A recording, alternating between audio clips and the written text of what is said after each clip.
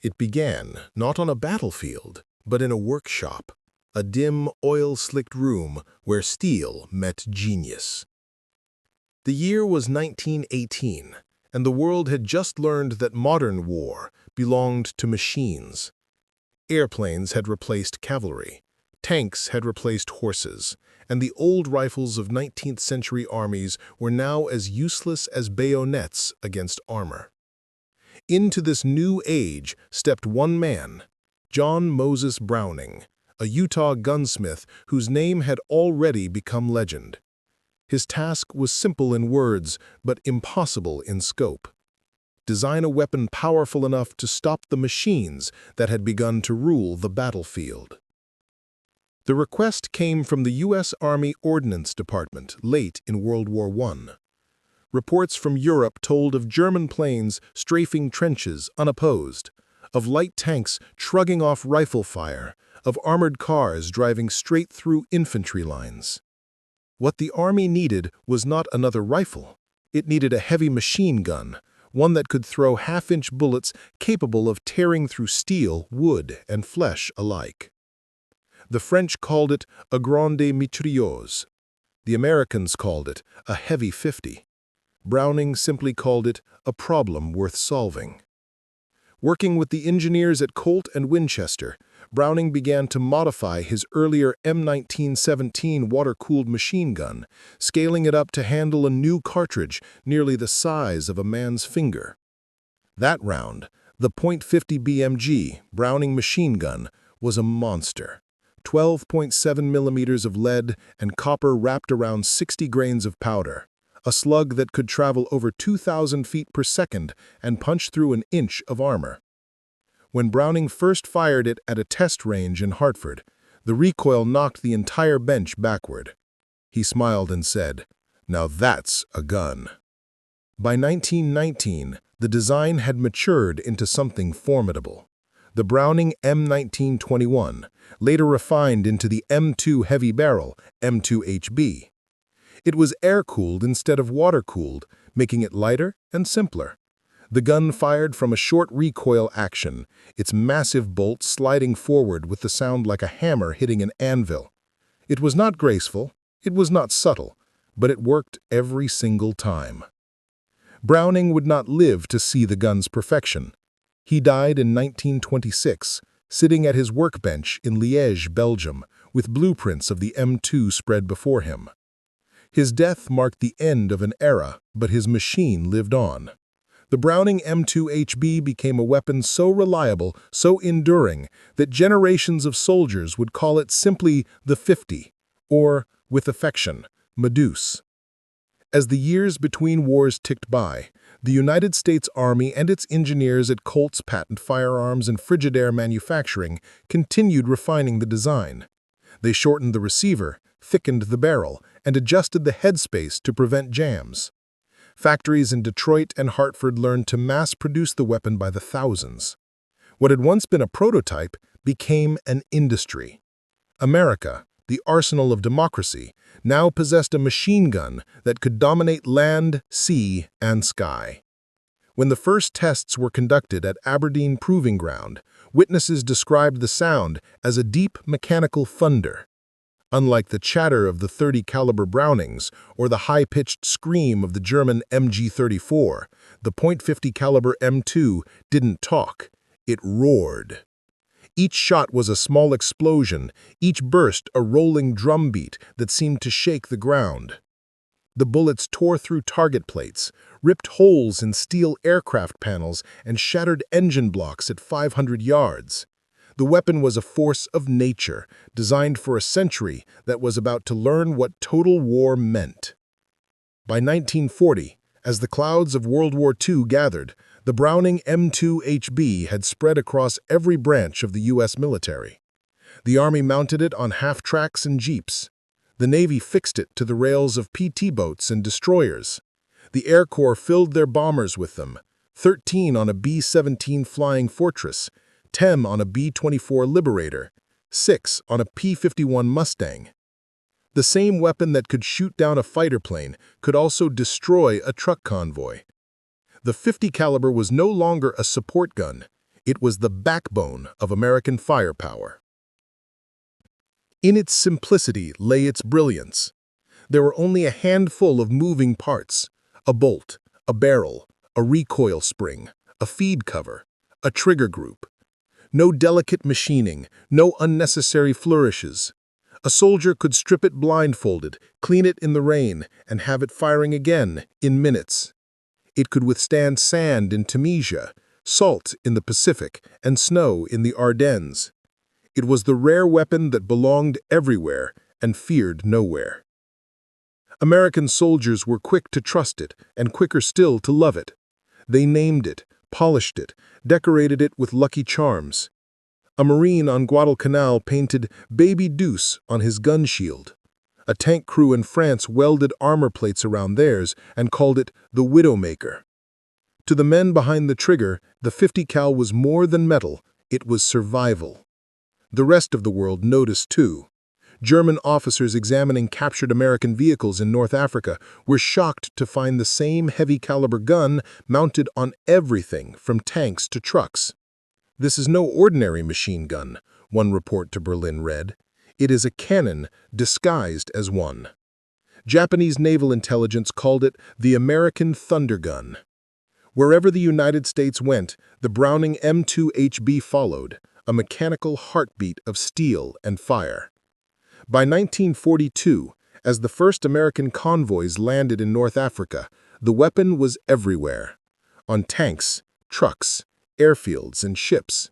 Its voice had become the sound of the Allied advance, a deep, booming pulse that rolled from the deserts of Tunisia to the beaches of Normandy. Pilots would later say they could tell when they were flying over American lines because the air below shimmered with red tracer arcs, the calling card of the 50 cal. The weapon was not elegant. It did not whisper. It did not hesitate. It simply did what Browning had designed it to do: dominate the battlefield. From that moment on, no Allied soldier would ever feel unarmed, no matter what he rode or where he fought, as long as the Medusa was with him. And soon, as the skies over Europe and the Pacific began to fill with fire, the world would learn what it meant to face an army that carried thunder on every wheel, every wing, and every heart that refused to yield.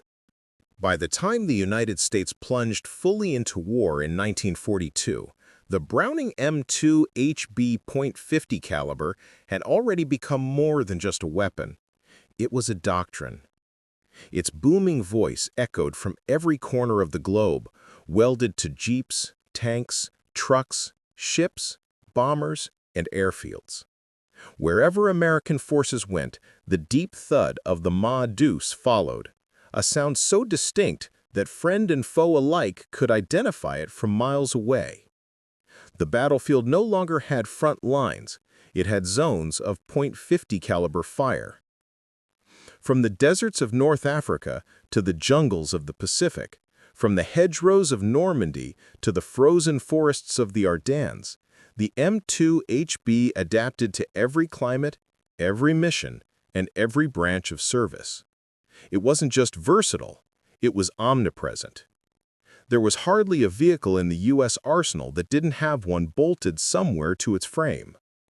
In Tunisia, 1943, the Army's half-tracks carried twin-mounted .50 cals on rotating turrets, using them to mow down German infantry that tried to flank the columns.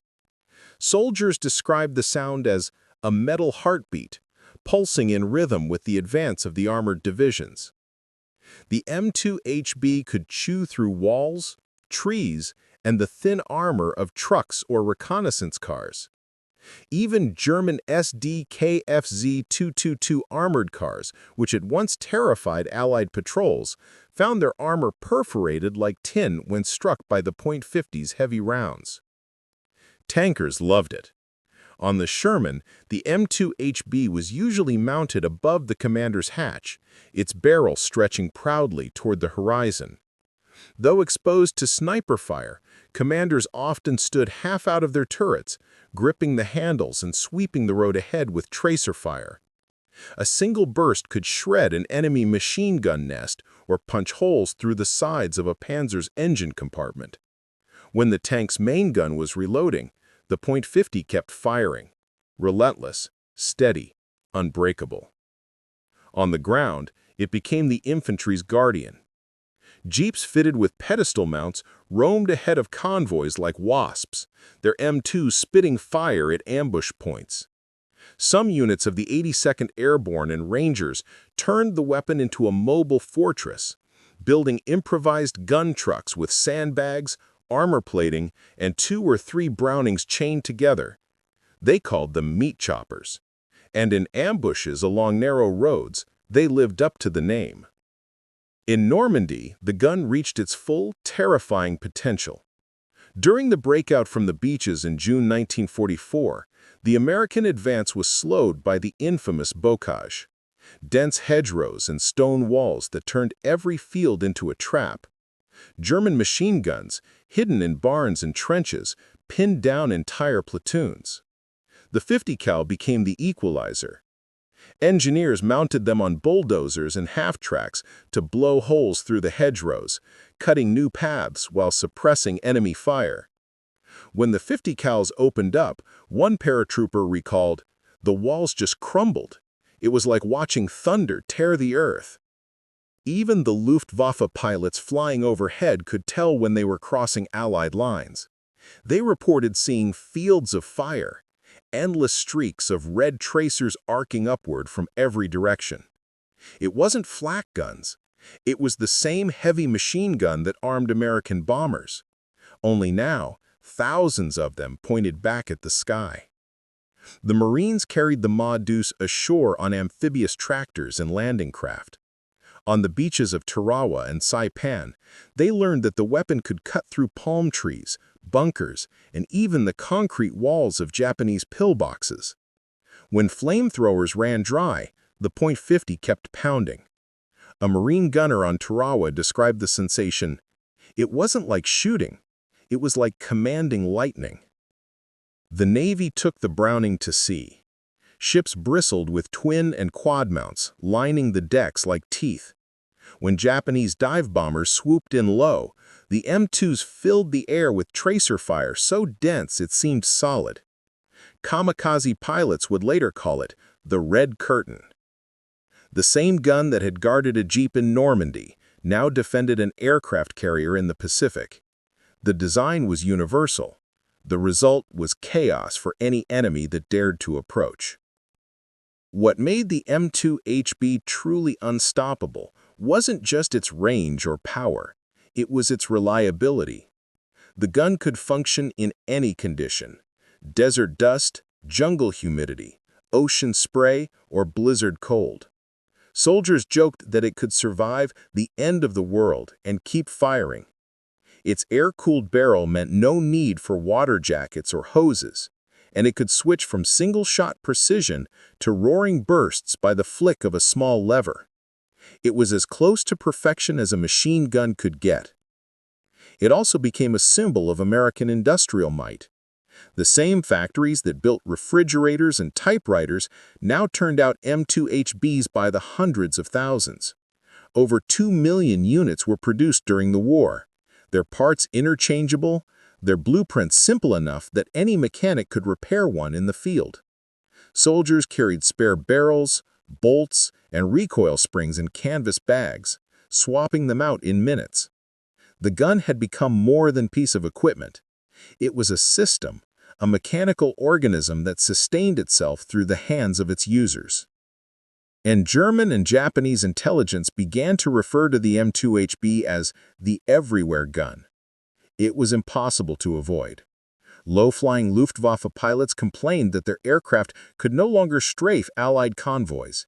Every truck, every jeep, every field gun was ringed with the glow of .50 cal tracers.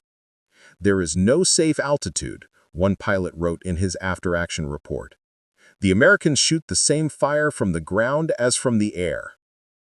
That was no exaggeration. The Browning .50 caliber had become America's common language of firepower.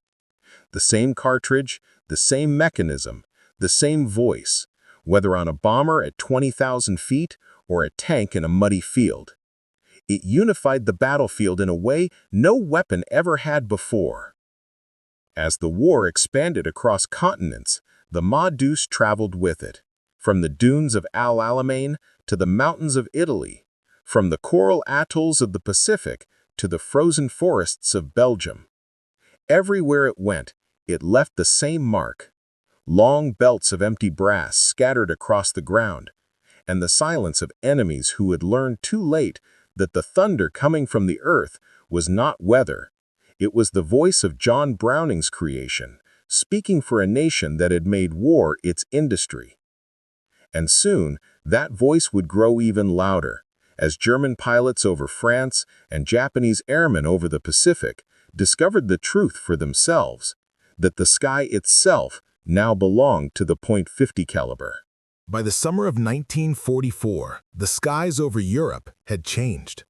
The Luftwaffe pilots who once swooped low and strafed American convoys with impunity now faced something new: a thunderstorm that came from below. It wasn't flat guns or artillery.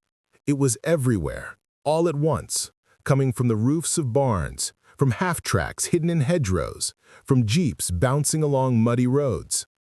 It was the same heavy machine gun that had guarded bombers in the sky, now mounted on every vehicle below: the Browning M2HB 50 caliber. German flyers began calling it Der Rote Regen, the Red Rain, for when they dived to attack, the air filled with streaks of red tracers that rose in sheets, crossing and weaving like threads of light. A single M2 was dangerous. A dozen firing together created a storm that no pilot could outfly. The 50 caliber's range reached 1.5 miles. Its bullet, weighing nearly 2 ounces, could punch through aluminum fuselages and engine blocks with terrifying ease. Against that, speed and skill were no defense. The first German units to feel its full fury were those of the Luftwaffe Jagdbombergruppen, fighter bombers flying the rugged FW-190 and U-87 in low-level attacks on the Normandy beachhead. On June 9, 1944, a formation of FW-190s descended on an American supply column near Carentan. They expected light resistance. What they found instead were quad-mounted 50 cals on half-tracks, 4 barrels each, rotating on electric turrets, spitting red fire into the morning mist. The first aircraft caught a burst through the engine cowling, exploded mid-dive, and crashed in a field. The rest turned away, leaving behind a curtain of smoke and disbelief. A German survivor later said, "It was not flak. It was 1,000 guns with one voice." As the Allied armies pushed inland, that voice became omnipresent. Every convoy, every artillery battery, every fuel dump bristled with 50 cals. Even medics' vehicles and kitchen trucks mounted them. When the Luftwaffe tried to harass night convoys, the entire column would open fire at once, hundreds of red arcs rising into the dark. To pilots looking down, it seemed as though the earth itself had caught fire. In Belgium, during the winter battles of the Ardennes, German Me-109s tried to strafe the supply lines leading to Bastogne. They never made a second pass. The air was too thick with tracers. Ground gunners had learned to coordinate their fire, sweeping the sky in slow, deliberate bursts. The M2HB's rhythm, slower than the MG-42, but heavier, deeper, carried across the frozen fields like the tolling of a massive bell. When a plane fell, the men didn't cheer. They simply reloaded. Meanwhile, across the world in the Pacific, Japanese pilots were learning the same terrible lesson. The Imperial Navy had once ruled the skies with its graceful A-6M0 fighters, darting low over landing beaches to strafe Marines and bomb supply dumps. But on islands like Tarawa, Peleliu, and Saipan, the beaches were lined with LVT-A4 amphibious tractors, each armed with a Browning 50 cal. When the Zeros appeared, the Marines turned their guns skyward. The sky erupted. The Japanese called it the Red Curtain, a wall of tracer fire that met their attack runs. The 50 caliber bullets tore wings from aircraft, ignited fuel tanks, and shredded cockpits. Survivors spoke of seeing the air itself glow. It was like flying into molten metal, said one pilot captured at Saipan. We were not fighting men, we were fighting a machine that never tired. At Okinawa, 1945, this phenomenon reached its zenith. The Americans had turned the beaches and ships into fortresses of 50 caliber guns. Every landing craft, every tank, every transport truck carried one. When the kamikaze raids began, the Ma-Deuce answered with its full fury. The Pacific sky turned crimson with tracers. One Navy gunner aboard the destroyer USS Stanley wrote, "You didn't aim. You just pulled the trigger and the whole horizon lit up.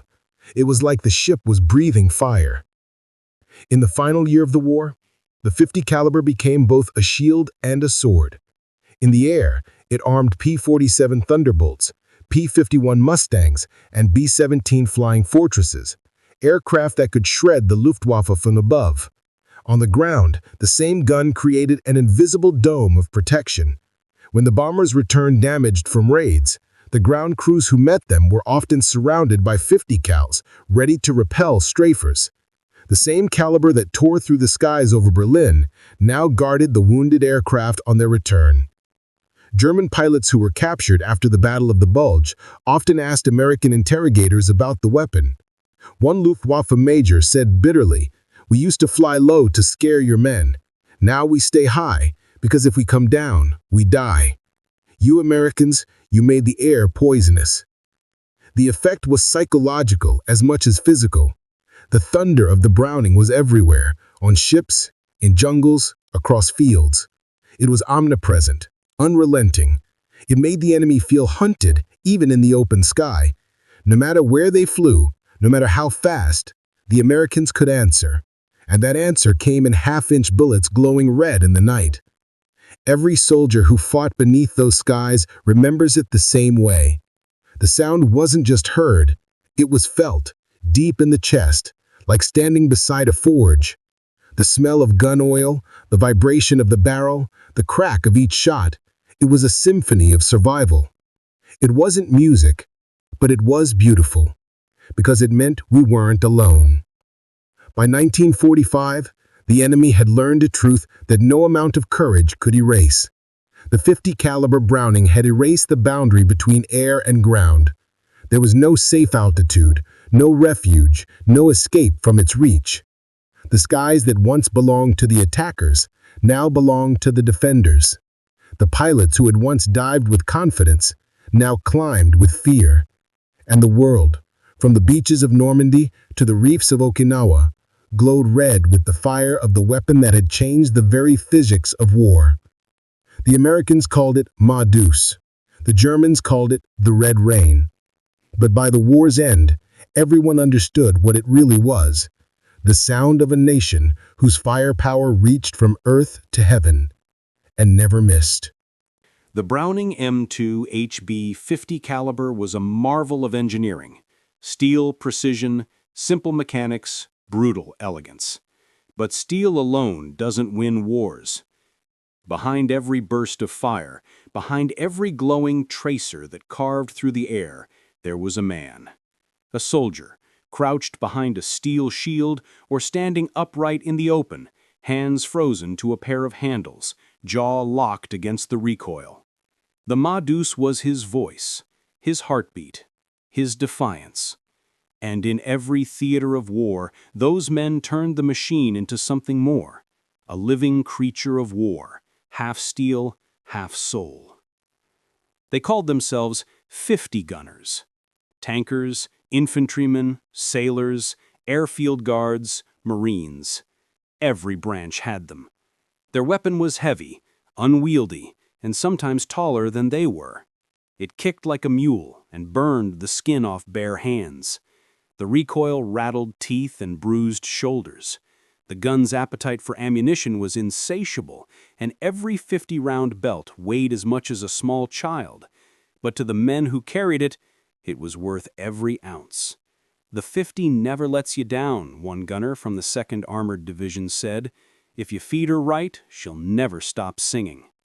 At Normandy, those songs echoed from the hedgerows. In Italy, they roared through mountain passes. In the Pacific, they thundered over coral reefs. Every gunner developed his own ritual. Some tapped the receiver 3 times before loading the first belt. Others whispered the same phrase every time they pulled the charging handle. "Let's go, girl." The relationship was intimate, forged in noise and smoke. To outsiders, the M2HB was just a gun. To its crews, it was alive. Operating one wasn't easy. The M2 demanded strength, rhythm, and intuition. It had to be cleaned constantly, every spring, every pin, every groove, because a jam at the wrong moment could mean death. The gunners learned to smell the weapon: hot oil, burning metal, the faint whiff of cordite that clung to their gloves. They could feel the difference between a smooth feed and a misaligned round by touch alone. "You didn't look at the gun," said Marine Corporal Jack Harrelson, who manned a deck gun on the USS Johnston. "You felt it through your hands. You knew when it was happy." In Europe, the 50 crews often worked in pairs, gunner and loader. They spoke in short, calm words, even under fire. Feed. Clear. Change barrel. The loader handled the belt, guiding it link by link into the tray while keeping his head low. His world was brass casings and cold air, fingers raw from handling steel. When tracer rounds turned the night red, the loader's face glowed with their reflection. In the Pacific, the conditions were the opposite: heat, humidity, and salt. Guns rusted overnight. Sand invaded every moving part. Marines wrapped their Brownings in oil-soaked rags during the night, then unwrapped them each dawn like relics. They cleaned, oiled, and reassembled them with the reverence of monks. A faulty spring or a loose bolt could cost lives. During one beach assault on Peleliu, a Marine gunner fired so long his barrel turned white-hot and began to droop. His loader shouted to stop. Instead, the gunner poured seawater over the barrel, sending a plume of steam into the air, and kept firing. He said later, "We weren't going to stop while they were still coming." On land, the 50 gunners fought from jeeps, half-tracks, and tanks. On ships, they manned twin or quadruple mounts, swinging their guns in broad arcs to meet kamikazes and torpedo planes. On airfields, they stood sleepless beside the runways, guarding against night raids. There was no glamour in the job, no medals for endurance, no headlines for holding a trigger, but every inch of ground the Allies gained rested on the steadiness of their fire. The 50 gunners were the backbone of the Allied defense network. When German or Japanese aircraft appeared, they were the first to fire, and often the last to stop. During the siege of Bastogne, paratroopers used their M2s to break up low-flying Luftwaffe attacks. At Iwo Jima, Marine gunner George Tsuboda set up his 50 on Mount Suribachi and poured fire into Japanese caves until his water-cooled barrel split. He replaced it and kept firing. He said years later, "The gun didn't care who you were. It just asked one thing: don't quit before I do." In moments between battles, gunners shared cigarettes beside their machines, the barrels cooling beside them like sleeping beasts. They compared scars: burns from spent casings, bruises from recoil, blisters from swapping barrels. Many carried permanent hearing loss, a constant ringing that followed them for life. "We didn't use earplugs," one vet joked. "The 50 made sure we heard freedom forever." And yet, despite its brutality, the Ma-Deuce had a strange poetry. When it fired at night, its tracers drew red constellations in the sky, a living tapestry of defense and defiance. Pilots high above could see those arcs glowing beneath them like ribbons of fire. It looked like someone painting with light remembered a P-47 pilot who flew over the Ardennes. You felt safer knowing they were down there. But safety came at a cost. In the chaos of battle, 50 gunners were often the first targets. Enemy snipers learned to aim for the flash. Artillery zeroed in on their sound. Many gunners died still gripping the handles, their fingers locked around the butterfly trigger. When medics found them, the guns were often still smoking, still warm. Their comrades would wipe them clean and remount them because the weapon had to keep working.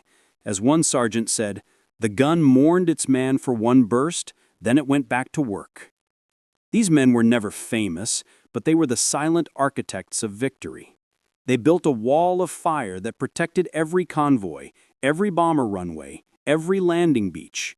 Without them, the skies would have belonged to the enemy. With them, even the most daring Luftwaffe ace or kamikaze pilot had to think twice. In time, soldiers began to say something that captured the truth better than any manual or medal could. The 50 doesn't fight for you, it fights with you. That was the essence of the bond: flesh and steel, endurance and reliability, human will fused with mechanical perfection.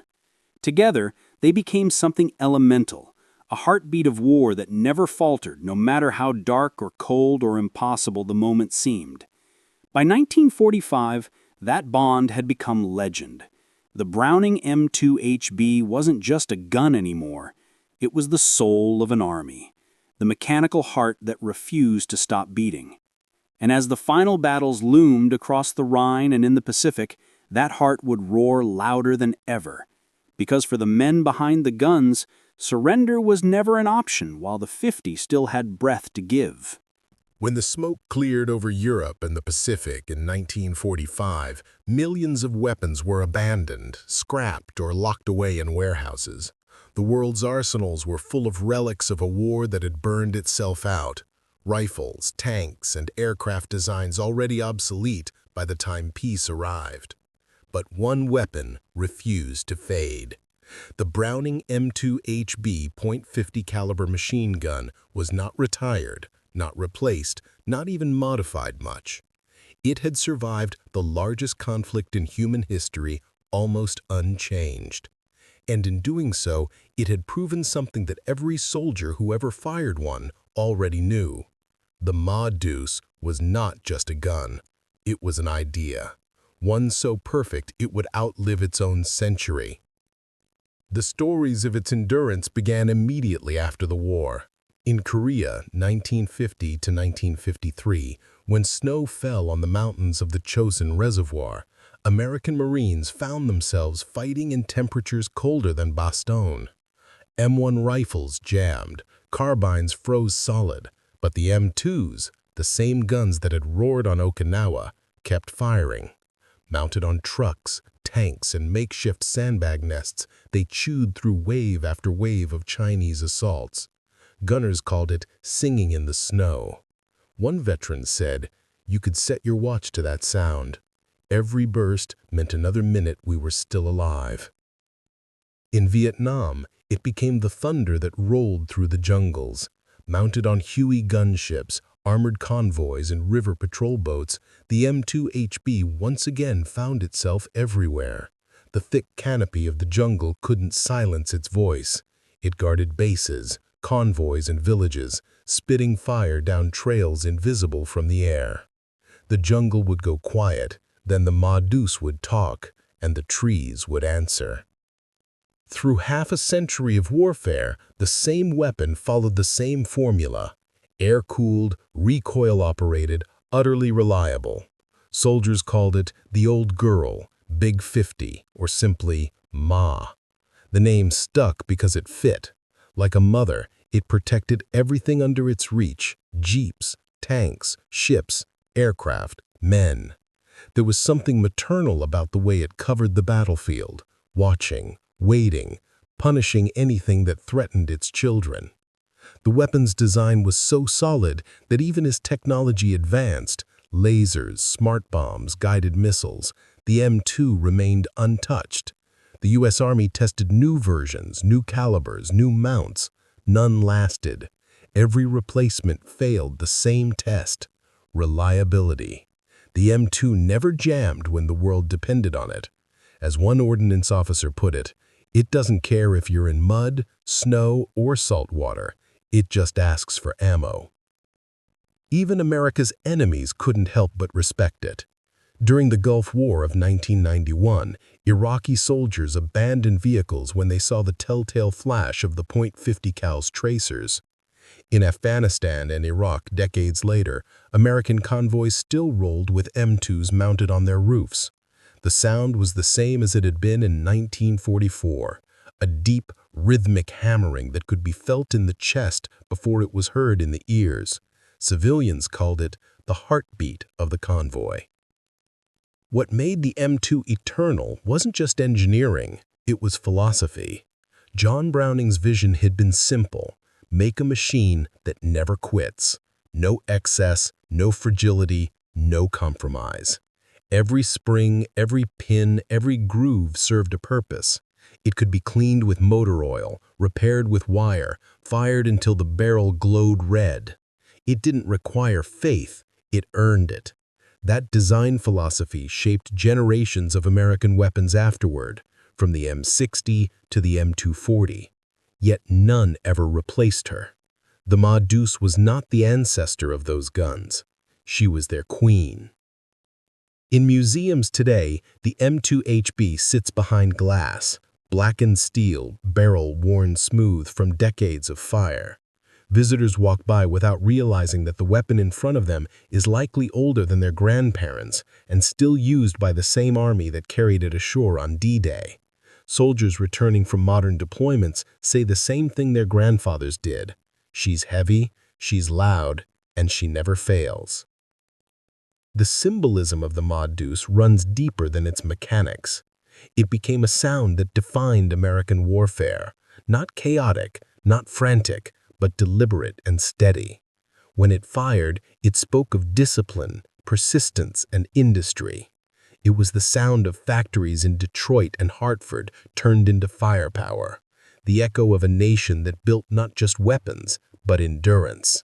When the M2 fired, the message was clear: we are still here, we are still fighting. In the words of one World War II veteran interviewed in 1989, "We had our rifles, our mortars, our bazookas, but when you heard the 50, you stood taller because you knew she'd never stop until the fight was done." And so, decade after decade, war after war, the Ma Deuce never left.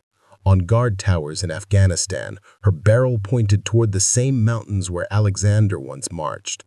On Navy ships, she watched over seas where the ghosts of Midway still lingered. On armored trucks rolling through deserts, her muzzle flared red against the night, the same color it had burned in the skies over Normandy 70 years before. It is rare that a machine becomes immortal, rarer still that it keeps earning its place across generations. Yet somehow, the M2HB did. It outlasted its inventor, her century, and even the wars that gave her purpose. And she remains the one weapon every American soldier, sailor, airman, and Marine knows by name. When the final gun of the 20th century is silenced, and history looks back at the weapons that shaped the world, the Browning .50 caliber will not be remembered just for its firepower. It will be remembered for its faithfulness, for being there when everything else failed. Because from Normandy to Okinawa, from Korea to Kandahar, one truth has never changed. The Ma Deuce never stopped speaking. Her thunder still rolls through the ages, a steel heartbeat echoing across time, a reminder that some machines don't just fight wars, they become them.